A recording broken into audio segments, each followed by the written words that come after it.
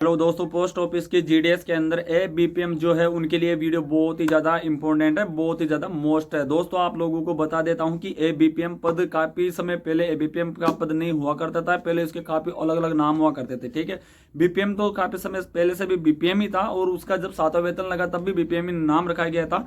लेकिन इससे पहले क्या आपको पता है कि 10-12 पोस्ट हुआ करती थी। उसमें डाक सेवक, ईडीडीए, ईडीएमसी, ईडी पैकर, ईडी, मतलब काफी अलग अलग वेंडर वगैरह अलग अलग पद हुआ करते थे। उन सबको मर्ज करके एक पद कर दिया गया और उसका नाम रख दिया गया एबीपीएम, यानी कि असिस्टेंट ब्रांच पोस्ट मास्टर।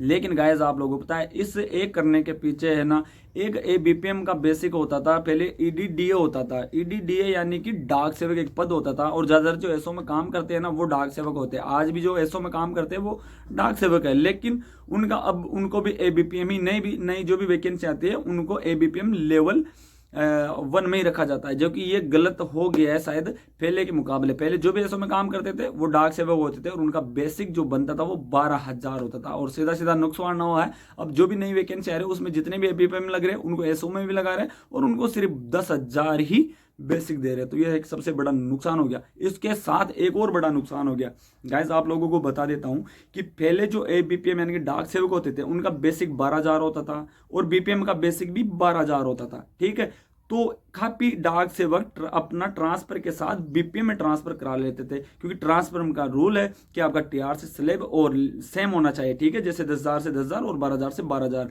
तो जो डाक सेवक है जैसे कि पुराने थे, मैं मेरी बता देता हूं कि मैं जब 16 में लगा था तो मैं खुद एक एबीपीएम पद पे लगा था और मैं ईडीडीए, उस समय ईडीडीए ही पद अलग हुआ, सबसे हाई पोस्ट हुआ करती थी सैलरी का अकॉर्डिंग। 4220 पे ग्रेड होता था ईडीडीए का। जो एसओ में काम करते हैं ना वो बीपीएम से भी ज्यादा उनको सैलरी मिलती थी और सबसे हाई लेवल पर वही थे, हाई पोस्ट वही थी, उनको सबसे ज्यादा सैलरी मिलती थी।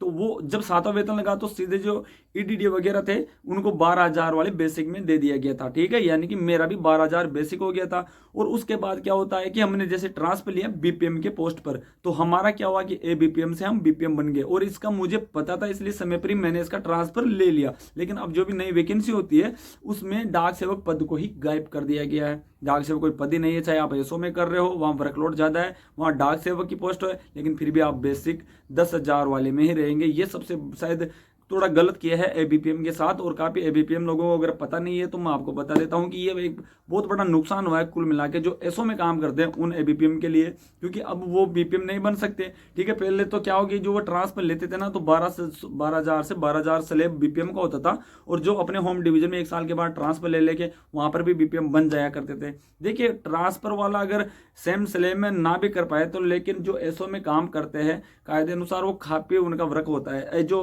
बीओ के जो एबीपीएम होते हैं उनके अकॉर्डिंग मैं ये नहीं कहता कि वहाँ कम काम होता है, लेकिन जो एसओ में खासकर जितने भी एबीपीएम कार्य करते हैं वो पूरे 8 घंटे ड्यूटी करते हैं। काफी जगह मैंने देखा भी है कि वो सुबह 8-9 बजे से लेकर शाम तक ड्यूटी करते हैं, तो उनका टीआर से 12,000 ही होना चाहिए था। ये एक थोड़ा दुख की बात है। लेकिन खैर, वीडियो कैसा लगा आप कमेंट करके जरूर बताना। मिलते हैं नेक्स्ट वीडियो में एक अच्छे से टॉपिक के साथ।